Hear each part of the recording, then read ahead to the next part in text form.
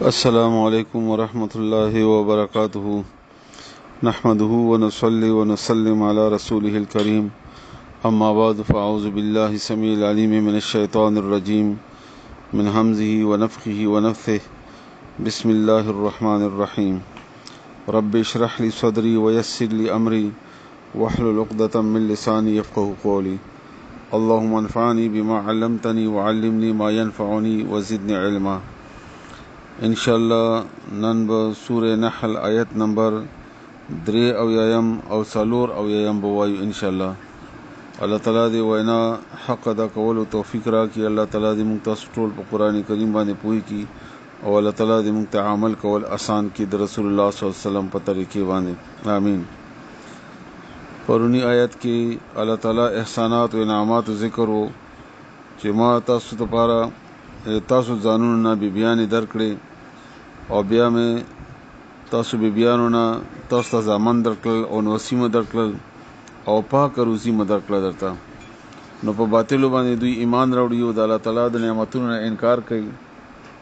اوس الله تعالی فرمایي د مغو مشرکانو باره کې کوم چې د الله نه علاوه د نورو شیونو د نورو بتانو د باباګانو وغیرہ عبادت کوي ويعبدون او دوی عبادت کوي.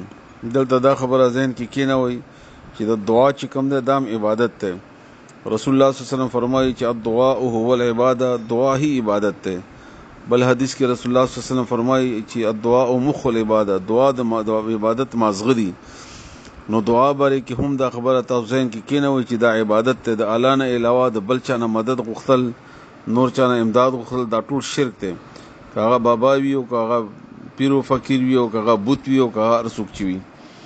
نو الله د غیباری کې فرمایي چې ويعبدون او دوی عبادت کوي من دون الله، الله نه علاوه ما د هغه شي لا یملکو چې طاقت نه لري لهم دوی ته رزق د روزي من السماوات د اسمانونو نه والارض او د ځمکې نه. یعنی نه اسمان نه د روزي ورکول شي لکه څنګه چې الله تعالی د بره اسمان نه بارانونه همداسې د الله تعالی د رحمتونه دي وغیرہ، او نه ځمکې نه دوی روزي ورکول شي لکه څنګه چې الله تعالی ځمکې کې غله میوه وغیرہ پیدا کوي. الله تعالی انسانانو د پاره د رزق تنظیم کوي. نو دوی چې چا عبادت کوي الله تعالی په مقابله کې د الله نه علاوه دا ټول نه اسمان نه دوی ته روزي ورکول شي او نه ځمکې نه ورکول شي. ولا یستطيعون، نه د طاقت لري د سینه د چې سره ورکي نه طاقت هم نه لري. بلکې عجیبه خبره ده چې د دوی د باباګان په همدې بوج دی، همدې ورته ساتنه کوي او همدې د هغه حفاظت کوي. هغه خو چاته خود څه نشي ورکولای. او داسې باباګانو یا داسې بوتانو عبادت کوه چې خپل لاس یې جوړاوه او بیا خپل لاس هغه نه خدای جوړ کوه بیا ونه مدد غواړه. دا څومره لویه بیوقوفي ده. بیا الله فرمایي فلا تضربوا، بتا سم بیانوي لله الله د پاره الامثال مثالونه. دوی به ویل چې د الله مثال هم د بادشاه دی، څنګه چې بادشاه ته ځان رسي نو ماتختانو سره به اول تعلق جوړ کی هغه به تا بادشاه ته رسي. نو د موږ چې کوم باباګان وغیرہ نیولې دي یا بوتان دي نکانو خلکو په نوم باندې جوړ کړی دي دا الله ته رسیدلی دي، موږ د دې لاس نیو کوو دا به موږ الله ته رسي. نو الله وای دا مثالونه الله ته نه بیانوي.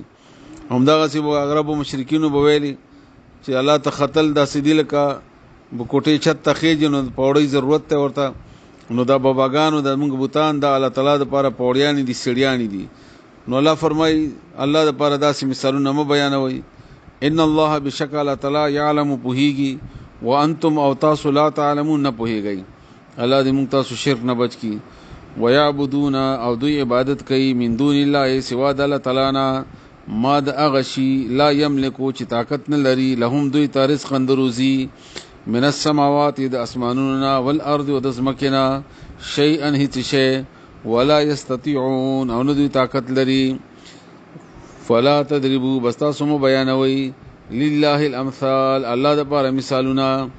ان الله بشکل تعالی یعلم پوهیږي وانتم تاسو لا تعلمون نه پوهیږئ.